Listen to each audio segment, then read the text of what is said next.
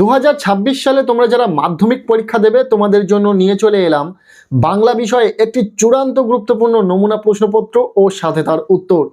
এই নমুনা প্রশ্নপত্রে থাকা প্রতিটা প্রশ্ন পরীক্ষার জন্য ভীষণ গুরুত্বপূর্ণ, পরীক্ষাতে আসার মতো প্রশ্ন। কাজেই তোমরা যারা বাংলা পরীক্ষাতে ভালো রেজাল্ট করতে চাইছো অবশ্যই এই নমুনা প্রশ্নপত্রে থাকা ছোট বড় সমস্ত প্রশ্ন খুব ভালো করে পড়ে রাখো। এখান থেকে বেশ কিছু প্রশ্ন তোমাদের পরীক্ষাতে কমন আসতে চলেছে। চলো আমরা প্রথম থেকে সম্পূর্ণ নমুনা প্রশ্নপত্রটি দেখে নিই। প্রশ্নপত্রের শুরুতে রয়েছে 1-এর দাগ, বলা হচ্ছে সঠিক উত্তরটি নির্বাচন করো। এখানে 17টি এমসিকিউ টাইপ প্রশ্নের উত্তর লিখতে হবে। প্রতিটি প্রশ্নের মান 1 করে, টোটাল 17 নম্বর রয়েছে। আমরা প্রতিটা প্রশ্ন উত্তর সহ দেখে নেব। প্রথম প্রশ্ন, ক্রমশ ও কথাটাও ছড়িয়ে পড়ে। যে কথাটা ছড়িয়ে পড়ে তা হলো, উত্তর হবে কারেকশানের কথা, অর্থাৎ রাইট অ্যান্সার অপশান গ। এরপর দ্বিতীয় প্রশ্ন, লোকটি কাশিতে কাশিতে আসিল। লোকটি হলো, উত্তর হবে গিরিশ মহাপাত্র। এরপর 3 নম্বর প্রশ্ন, নদের চাঁদ নদীকে দেখেনি কতদিন। উত্তর হবে 5 দিন। এরপর 1.4-এর প্রশ্ন, সেই হোক তোমার সভ্যতার শেষ পূর্ণ বাণী। শেষ পূর্ণ বাণীটি হলো, উত্তর হবে ক্ষমা করো। এরপর 1.5-এর প্রশ্ন, পায়ে পায়ে হিমানির বাঁধ। হিমানি শব্দের আক্ষরিক অর্থ, উত্তর হবে তুষার। এরপর 1.6-এর প্রশ্ন, সমুদ্র নিপতি সুতা হলেন। উত্তর হবে পদ্মা। নেক্সট 1.7-এর প্রশ্ন, লেখকরা অনবরত তা দিয়ে লিখে চলেছেন। লেখকরা যা দিয়ে লিখে চলেছেন তা হলো, উত্তর হবে কিবোর্ড। 1.8-এর প্রশ্ন, ফাউন্টেন পেনের বাংলা নাম ঝর্ণা কলম। নামটি সম্ভবত দিয়েছিলেন, উত্তর হবে রবীন্দ্রনাথ। এরপর 1.9-এর প্রশ্ন, কলকাতা বিশ্ববিদ্যালয়ের পরিভাষা সমিতি গঠিত হয়। উত্তর হবে 1936 সালে। 1.10-এর প্রশ্ন, ক্রিয়াপদের সঙ্গে সম্পর্কহীন পদকে বলে। উত্তর হবে অকারক। নেক্সট 1.11 নম্বর প্রশ্ন, বর্ণচোরা শব্দটির ব্যাসবাক্য হলো। উত্তর হবে বর্ণ চুরি করে যে। নেক্সট 1.12 নম্বর প্রশ্ন, রাজায় রাজায় যুদ্ধ হয়।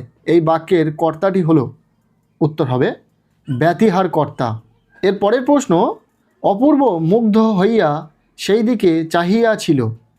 চিহ্নিত পদটি হলো, উত্তর হবে অপশান ক অধিকরণ কারক।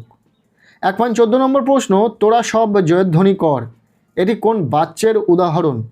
উত্তর হবে কর্তৃবাচ্য। 1.15 নম্বর প্রশ্ন, মহাশয়ের কি করা হয়। এটি যে বাচ্যের দৃষ্টান্ত তা হলো, উত্তর হবে ভাববাচ্য। এরপর 1.16 নম্বর প্রশ্ন, দ্বন্দ্ব সমাসে প্রাধান্য পায়।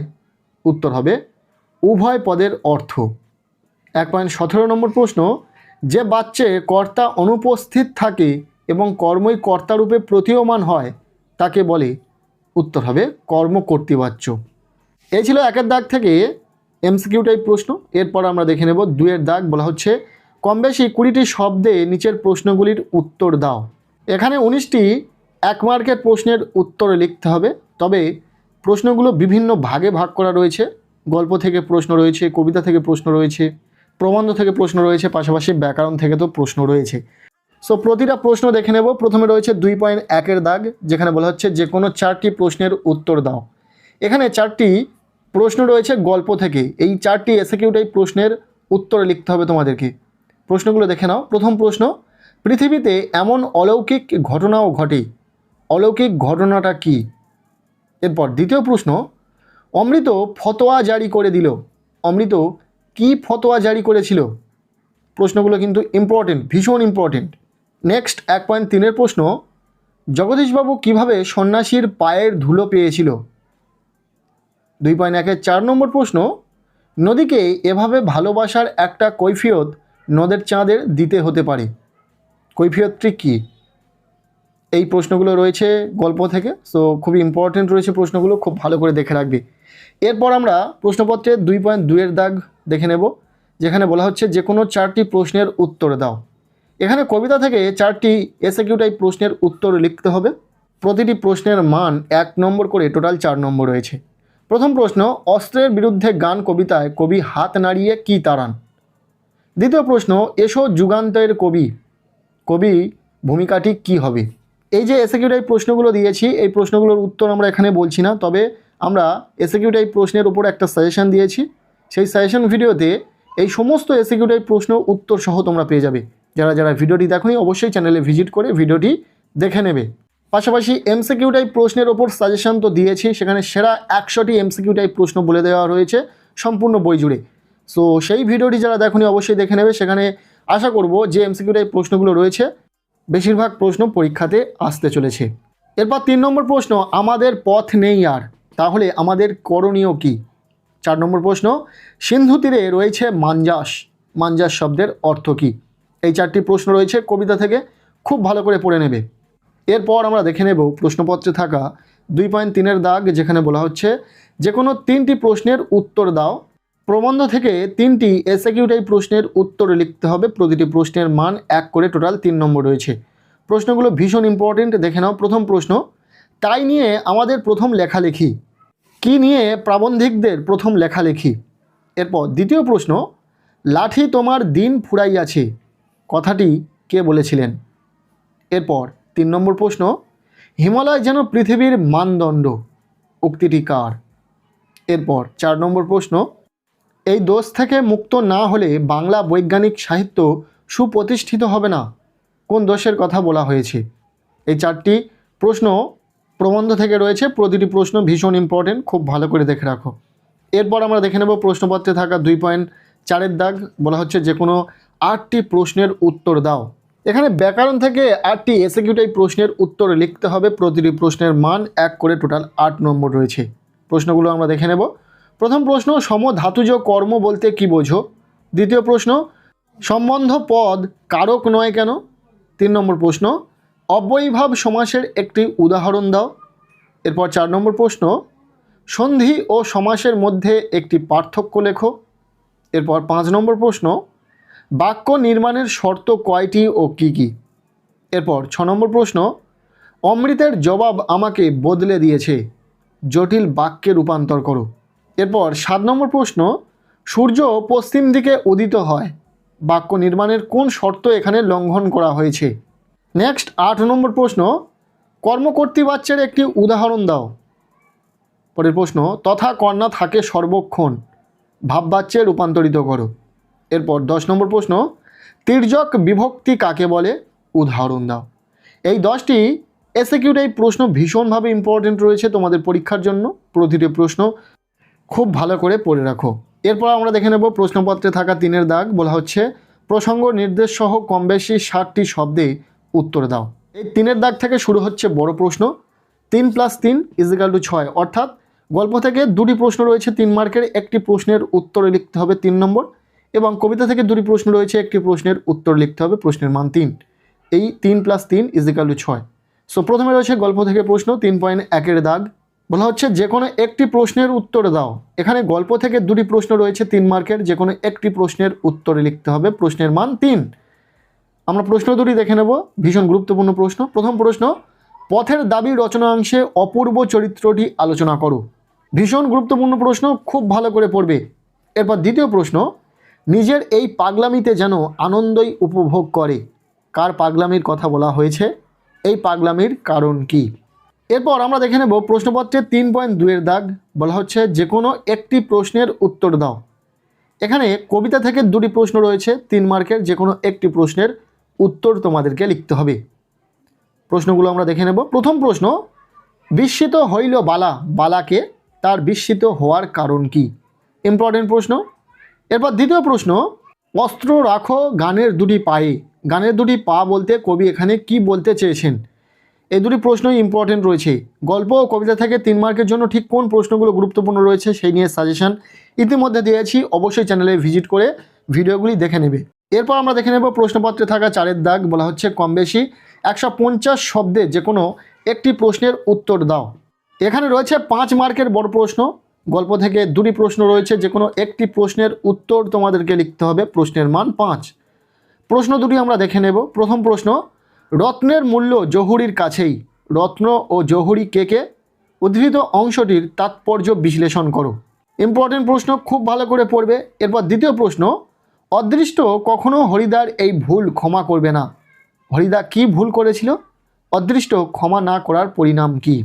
গল্প থেকে পরীক্ষাতে যে প্রশ্নগুলো আসার সম্ভাবনা রয়েছে আমরা সাজেশন দিয়েছি, তোমরা অবশ্যই সেই ভিডিওটি দেখে নেবে। এরপর প্রশ্নপত্রে 5-এর দাগ বলা হচ্ছে কম বেশি 150 শব্দে যে কোনো একটি প্রশ্নের উত্তর দাও।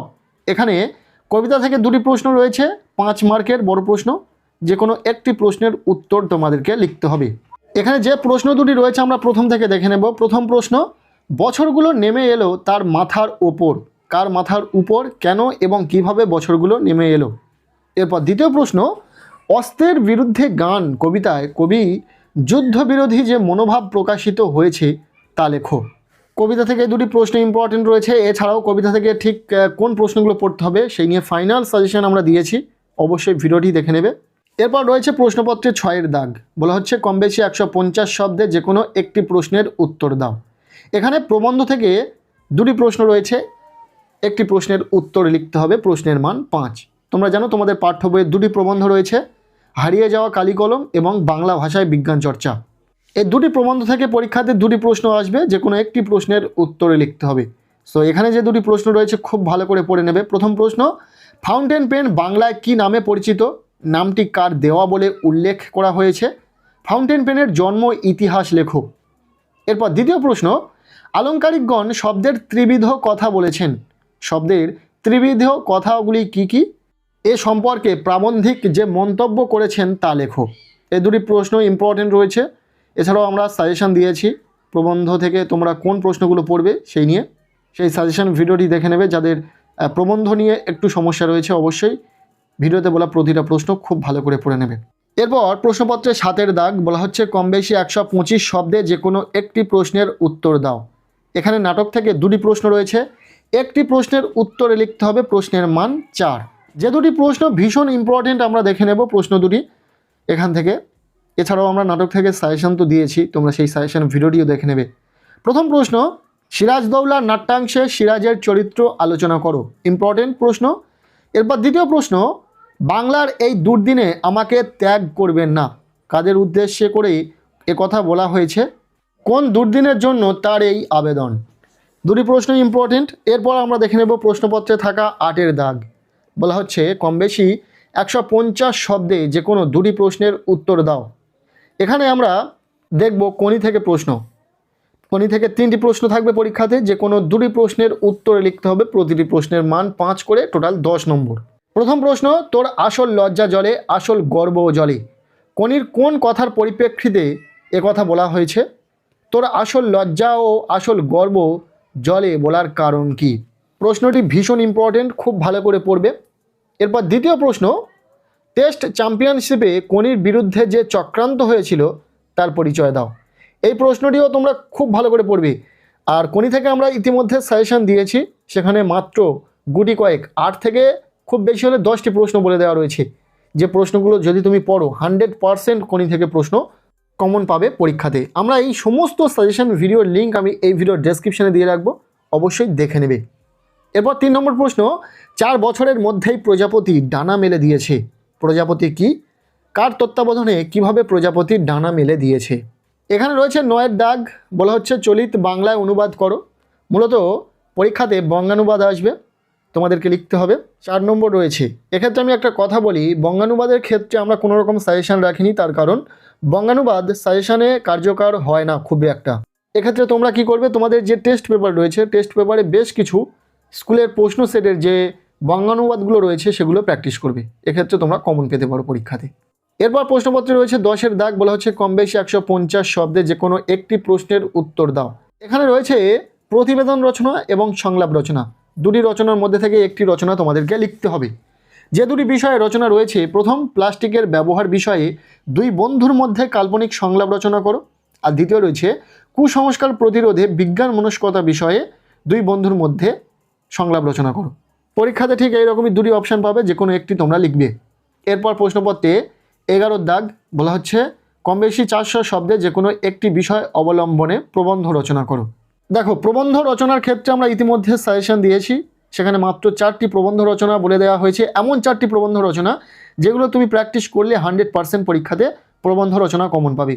এক্ষেত্রে সেই সাজেশনটি তো তোমরা ফলো করবে, পাশাপাশি এই যে নমুনা প্রশ্নপত্রে 4টি প্রবন্ধ রচনা রয়েছে এবং তোমাদেরকে একটি লিখতে হবে পরীক্ষাতে, এই 4টি প্রবন্ধ রচনা তোমরা খুব ভালো করে প্র্যাকটিস করো। এখান থেকে একটি কমন আসার সম্ভাবনা রয়েছে, পরীক্ষাতে এর মান থাকবে 10।